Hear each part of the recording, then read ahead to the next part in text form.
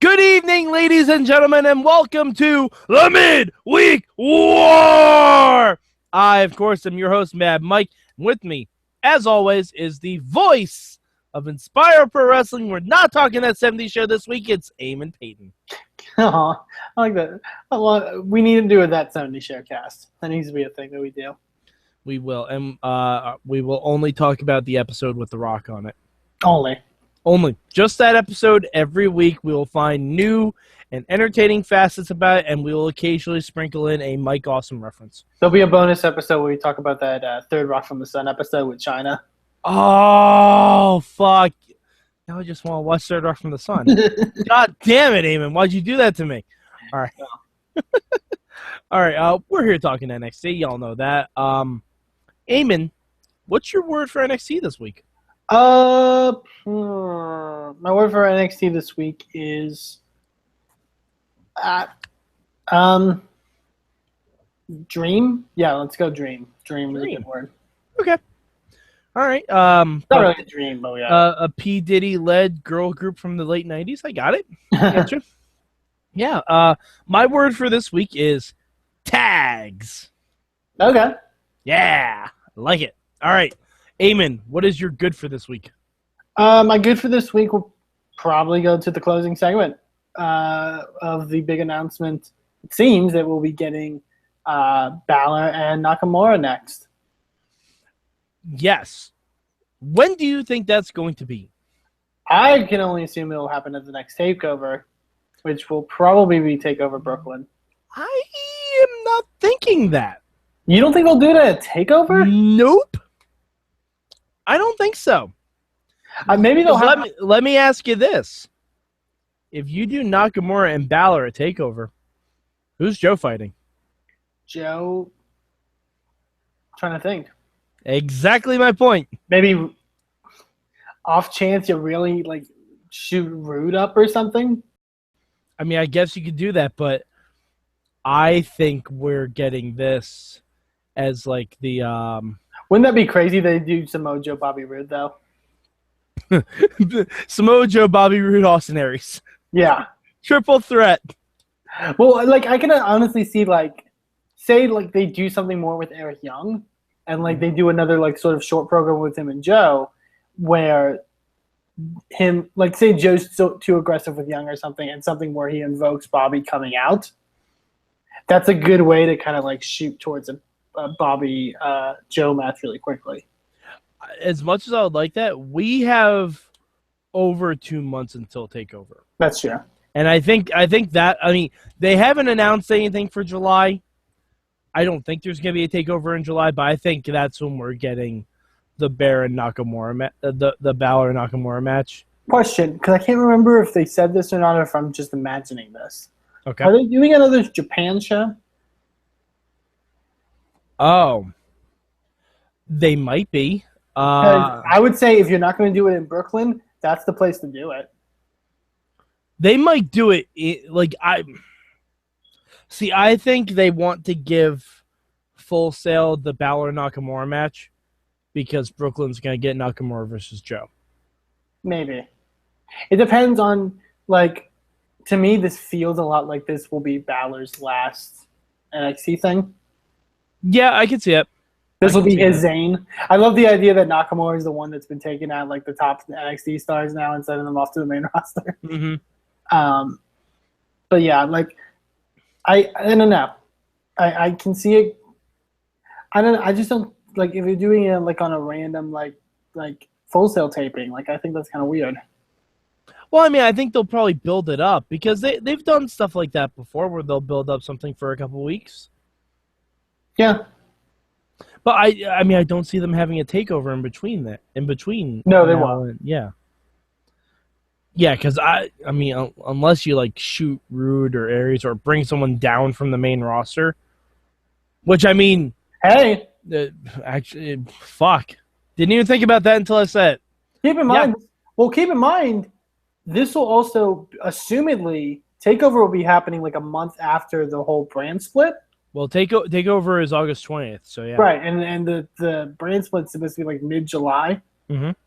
So, assumedly, maybe if, like you said, if some people come down from NXT or there's some kind of like, draft or something, this whole roster thing can get shaken up and Joe could get another challenger. Imagine if it's Samoa Joe versus Brock Lesnar takeover, bro. Just why not? I already have my tickets. I just want to envision that for a hot second. Oh, that'd be lovely. But yeah, I mean, I think you have to have it beforehand. Like, you could even have like Balor get drafted to Raw, and his last match on NXT is against Nakamura. Yeah, that's what I think. Because that could be perfect. Yeah. Like, if he gets drafted to Raw and the NXT right after the draft is Balor's last match and it's against Nakamura. Yeah. I could absolutely see that happening. But yeah. Yeah, but fuck. All right. Before you get to yours, can I talk about how I love Nakamura? Mm-hmm. When he talks about how he basically the basis of his promo is he may not be NXT champion anymore, but Balor's an icon. And if I want to be NXT champion, I have to beat. And then he's like, he makes this like face and motion like he's about to take a shit, but it's like in a kind of like he's building up it with the crowd. Like he knows what he's doing, and then just points and goes "you" at Balor, and it's the biggest fucking pop. I was waiting for him to say a demon. Yeah, well. I was waiting for him to like pull out a demon or the icon, but you works too.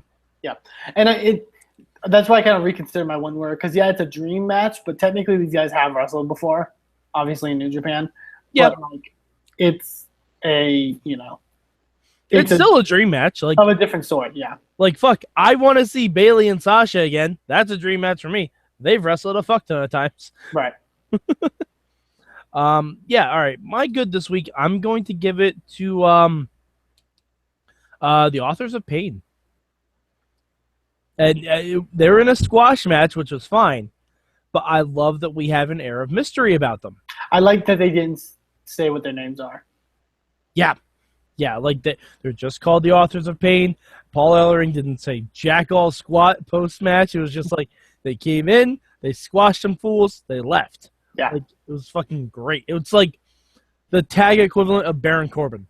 Yeah. Which is fine. I think, I thought it was really great. I like how they debuted them. Obviously, because they're very young in NXT, and so I'm giving them a lot of leeway when I say this, so I'm not like, knocking them or anything. I think the squash was good, but they're in that like early like Nia Jax period where like they don't have like a full complete understanding of how to build to certain big spots. Mm-hmm. Like it was very much like, okay, I'm gonna hit you, and then I'm gonna hit you, and then we're gonna do this and hit you, and it kept going really quickly. And I think if they took a second to breathe and like say like scream something or make some face or something before doing something else big, it would have made it feel bigger. Like when he just like they're just doing a series of offense, and then he does that thing where he throws the guy onto the other guy, like right on his face. Mm-hmm. That should have been a big like, oh shit kind of thing. You know what I mean? I can understand why they're not doing that though. They're very young, like, but like they know these guys aren't getting offense in. So there's no sense in like letting it breathe because the reaction is going to be for all of the high impact offense you can get in a certain amount of time. Right. So I kind of get that. I think once they get into like a bigger match with like Gargano and Ciampa or an American Alpha or whatnot, then they'll be able to let that stuff breathe a little bit. Yeah, because Gargano and also because they'll be able to kind of like pace it a bit more. Yeah. You know what I mean? Yeah, it won't just be because like those guys they faced, they didn't even get names. Yeah. They didn't even get name checks. I love when they hit their finisher or whatever, which is like an assisted like Russian leg sweep thing. And like Tom Phillips just yells, and on the other guy. Yeah, I love it when jobbers don't even last long enough to get name checked. Yeah. That's one of my favorite things. All right, so what would be your bad this week? My bad for this week. That's a good question. Do you want me to go first with mine? Yeah, you go first because I'm kind of stumbling. Okay. My bad this week is going to go to Tessa Blanchard. Oh, okay. This has nothing to do with the match, with her wrestling. Her wrestling was totally fine. Carmella is improving. I enjoyed the match. However, Tessa Blanchard did something wrong that Eva Marie did right. Carmella's catchphrase is, "How you doing?" It's the same catchphrase as Zenzo and Cass. It's, "How you doing? How you doing?" You know, they're from Staten Island. Yeah. That's how you speak. Tessa Blanchard, when she's taunting Carmella, "How are you doing?" It was how you guys doing? How are you guys doing? Yeah. Tessa, But I'm going to give her the benefit of the doubt and say that was an intentional move. Okay. All right. You know what I mean? I can feel like saying something like to fuck up the catchphrase. Like, I don't think it was. Unless she's like a Damian Sandow type and hasn't been revealed to be that way, like, because like when Damian Sandow came out and said, "Oh, you were not aware of this? Your posterior better contact someone at once." Like, that's different, right? But she's just saying this to taunt Carmella, and I think she just fucked it up. Maybe because she's new and probably doesn't know what Carmella's catchphrase is. Fairness, yeah.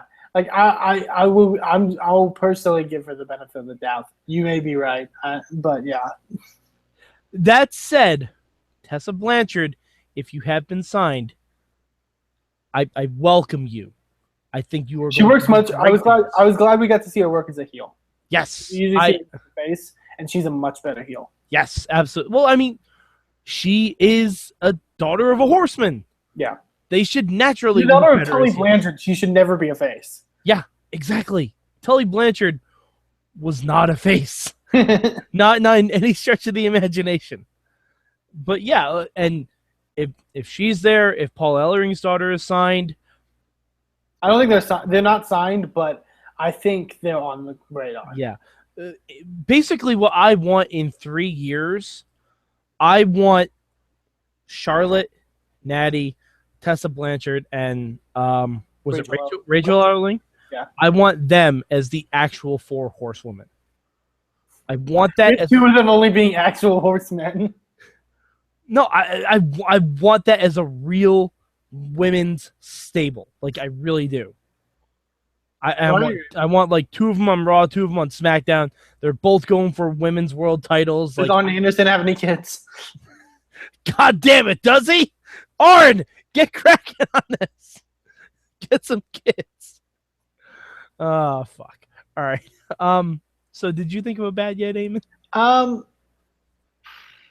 Actually, no, I do have a bad. I remember I wanted to mention this. My bad is the Andrade tie match, not from anything they did. I don't know if you picked up on this. I think it was kind of obvious. This was a really poorly edited match. Yeah. Because I found out that apparently they retaped some stuff, like during this taping. Like this is basically the result of like 2 matches, I believe. Mm-hmm. They kind of meshed together, and I think it really kind of shows. Like there'd be like parts where like Andrade did a move and Ty rolled to the outside of the ring, and then the next camera shot would be Ty on the complete opposite side of the ring. Okay. You know what I mean? It's almost like they edited to make Andrade look more dominant. They edited something. I don't know if it was a move thing or if it was like they switched the story or something. Like I don't know what they did, but they definitely edited because from reports they basically did kind of like a retape thing. And yeah, it was those are fine sometimes, but like you have to cover it up in your editing, and they did a really poor job of this because you can tell like this was from 2 different like something was up, like you know what I mean? Right. All right. So Eamon, do you have a change this week? I do have a change. Okay. And it actually goes back to that match. I probably would have given Ty the win. Not because I'm like, yeah, Ty. I'm not like, because here's the thing. I understand all the crowd loves Ty. That's great. But I think, especially if you're trying to elevate both of them, which I think they're honestly trying to do, Like I got that sense in the backstage promo and all that stuff. Like I think they're honestly trying to make both of the guys really good. Mm-hmm. I would have given Ty the win, and I think this Ty and Andrade is the perfect feud to do like a series with. Yeah, I can see that. You know what I mean? Like Tyson Kidd used to have with like Sammy.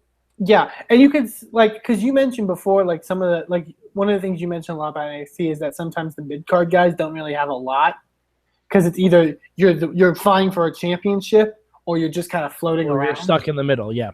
Yeah, so this kind of gives them something to work with, and there was a period in like right before they kind of went to the network, and maybe a little bit after they went to the network, where NXT I think was doing a really cool thing where they would end like these sort of mid card feuds with 2 out of 3 falls matches.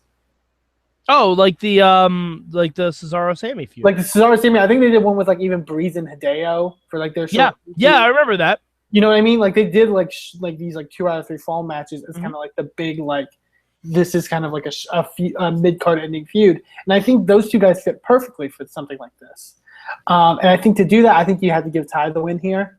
I think they're still in this weird thing where I feel like they want to make Ty a heel, and it's not gonna work because it's like trying to make Roman a face. Like backstage, like he was like, and during the match, he was trying to play more like he was more frustrated and like trying to be like more like not playing up to people as much. And I'm like, no, like you should like.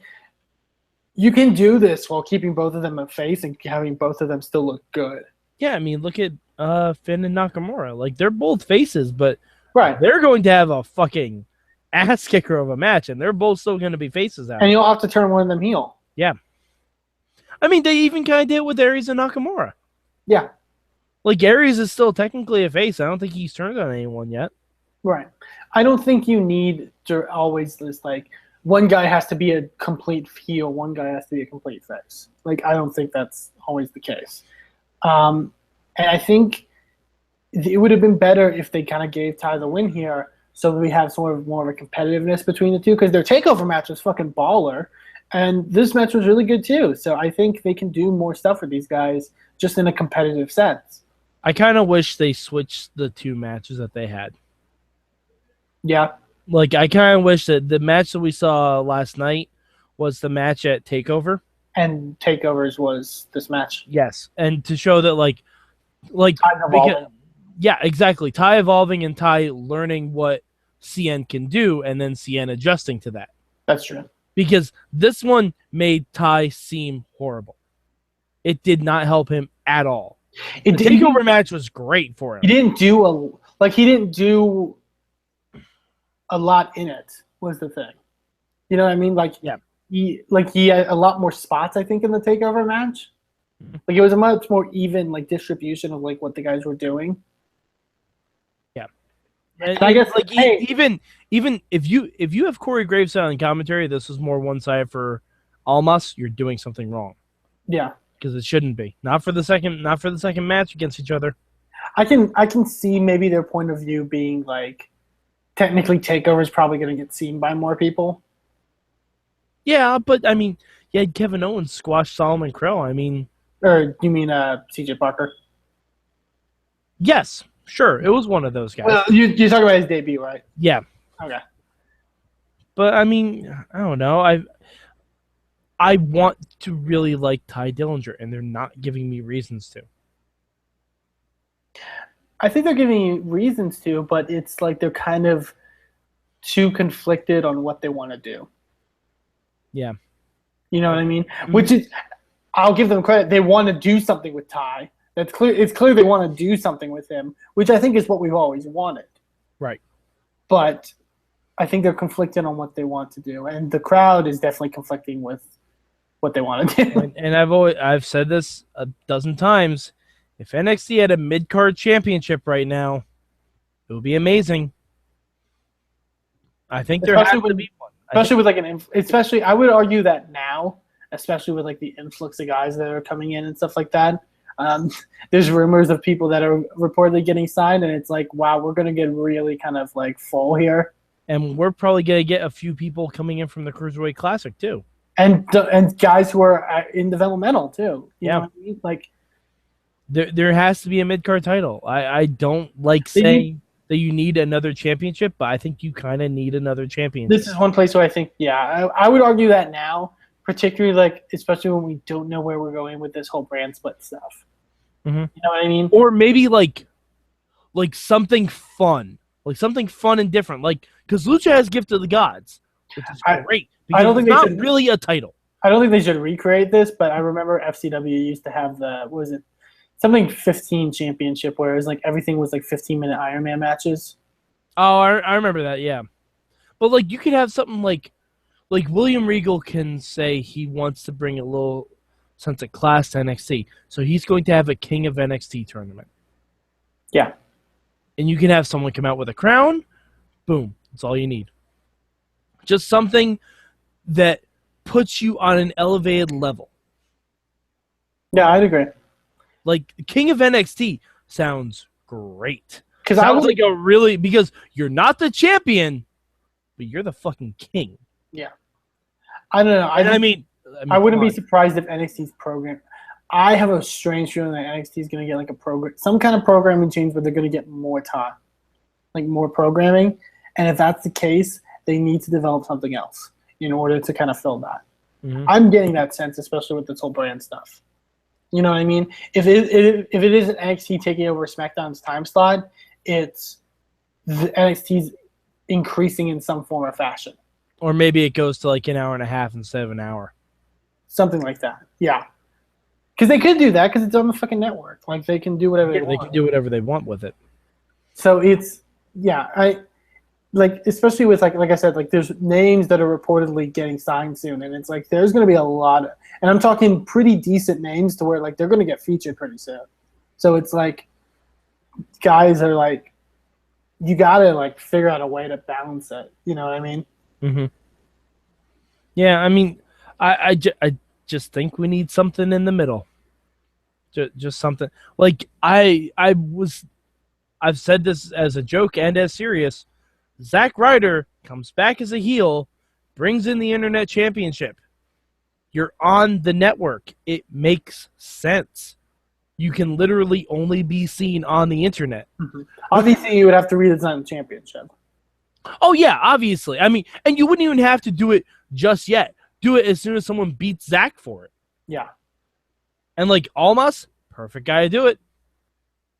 Perfect guy to do it. Or even Aries. Yeah. Perfect guy. Or Ty. Yeah. Any of them. Any of them, really. Like, and then you give it a sign the belt. You put the network. No Way Jose. Why not? I forgot No Way Jose existed. I have too, yeah. But yeah, I mean, the Internet Championship makes the most sense because it's the evolution of the Television Championship. That's exactly what it is. Mm-hmm. Alrighty, let's see. Do I have a change this week? Oh, my change.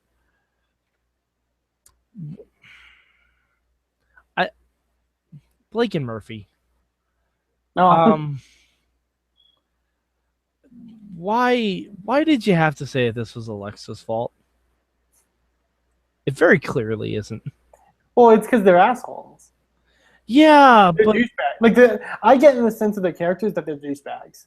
Like they're douchey guys who love like whatever the fucking, I can't even think of the genre. What's the fucking music they're interested in? Is like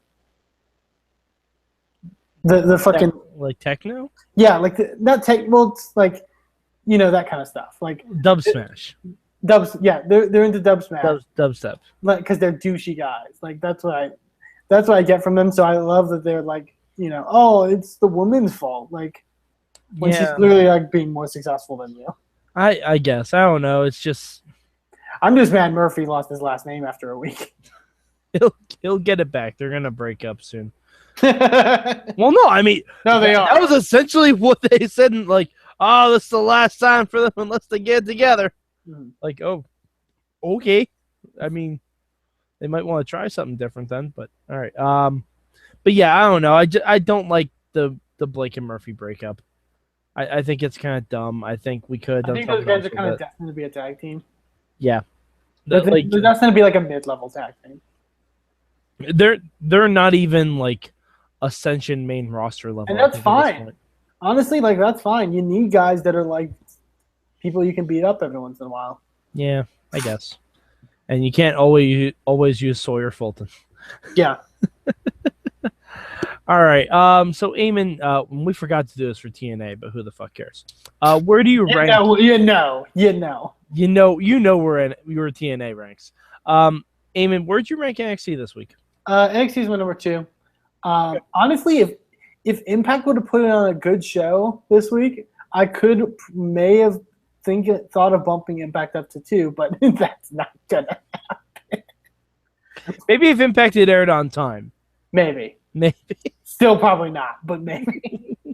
No, I love the ending segment. The matches were pretty decent. There was just stuff in between that I kind of didn't like, little things. Yeah, it's my number 2. Okay. NXT is my number 1 this week. Really? Yeah. For reasons I will get into when we talk about Lucha Underground, NXT is my number 1 this week. I really like the tag stuff. I love the Balor Nakamura promo. Mm-hmm. I thought that was electric. Like, just so much fun. Because I've never really seen those two guys in the ring together interact before. Mm-hmm. And so it's new to me. I'm like, oh, this is cool. And I don't know, I really enjoy it. And plus, Bayley had a nice little segment that says she's probably coming back soon. So I'm excited for that. Now, see, Bayley, I think they'll hold off until Brooklyn. Yeah. Bayley's match with Asuka, I think they'll hold off till Brooklyn. But I think we're getting Balor Nakamura before that. Who knows? Alrighty. So, Eamon, where can the people find you on the internet? You can find me on Twitter at Eamon2Please, and also check out Inspire Pro Wrestling, the company I'm involved with, over at InspireProWrestling.com. All right, and you can find me at MadMike4883 on the Twitter machine. Also, go to our Facebook group. We're doing something a little fun for SummerSlam this year. We are doing a Mayhem Draft. Eamon, myself, Bobby, Matt Carlins, and Antonio Garza. We are representing SmackDown, and if I say so myself, we are fucking crushing it with our picks so far. But go on to our Facebook page, and you can check out who we've drafted so far, and we still have 2 rounds left. Then after that, I think we're going to be making a super card, and then you all get to vote on who's got the better card, Team Raw or Team SmackDown. So for Eamon Paton, I'm Mad Mike, and this has been your Midweek War!